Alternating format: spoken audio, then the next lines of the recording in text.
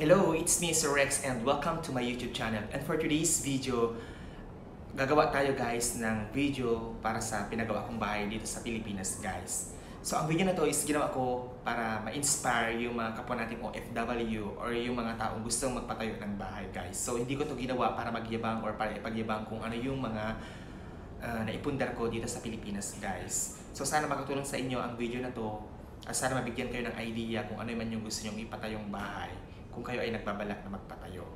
So ang bahay namin guys is pinatayo year 2017 guys. So 2 years siya pinagawa guys. So ngayon 2019 tapos na siya at saka nagpapasalamat ako sa Panginoon dahil natapos ko rin siya guys. So pangalawang kontrata ko ngayon guys. So dito ko siya natapos sa pangalawang kontrata ko. Though hindi pa tapos yung buong kontrata ko, meron pa akong natitirang 2 years. So nagawa ko siya, 2 years lang na ipatayo ko siya. So ang size ng bahay na pinagawa ko is 7 meter by 8 meter. So yun yung laki niya guys. So sakto lang para sa maliit na pamilya. At saka nung pinagawa ko to, lahat ng mga kakailanganin or lahat yung mga ikakabit dito sa bahay namin, ako guys yung nag-decide. So bali hands-on ako sa pagpapagawa. Kahit nandun ako yung mga namimili ng mga designs or kung ano yung mga pwedeng ikabit dito sa bahay namin. So kung kayo ay magpapatayo ng bahay, so dapat planuhin yung mabuti dahil minsan lang guys gumastos. So dapat lubos-lubosin nyo na. Sa mga kapwa ko OFW, chance na natin to guys na mag-invest or magpundar habang tayo ay nasa ibang bansa pa guys. So dahil hindi naman panghabang buhay nasa ibang bansa tayo, so kailangan natin mag-ipon at kailangan natin i-invest lahat ng mga naipon nating pera.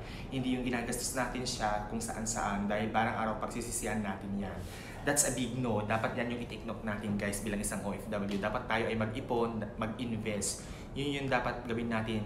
Or kumbaga, know your purpose. Kung ano yung purpose mo talaga kung bakit ka pumunta ng ibang bansa. Dapat yun lang yung nasa isipan mo or yung basta yun lang yung nakafocus ka lang dun guys. So kung ano man yung gusto mong gawin or kung ano man yung mga pangarap mo bago ka pumunta ng ibang bansa, dapat dun ka lang mag-focus. Dapat yun yung focus mo para matupad mo yung pangarap mo.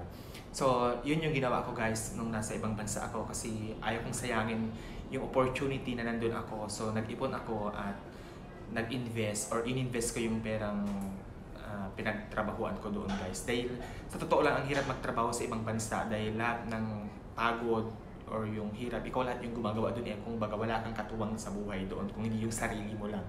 So habang nandoon ka, dapat nag-iipon ka or dapat alam mong i-manage or alam mong kung saan mo ilalagay yung perang pinagpapaguran mo guys. So dapat ganun tayo mag-isip. Dapat futuristic tayo kumbaga. Dapat yung future natin, yung isipin natin, hindi yung lakwatsa dyan, gala or shopping dyan, shopping dito. No, that's a big no. Dapat mag-ipon tayo at mag-invest tayo guys.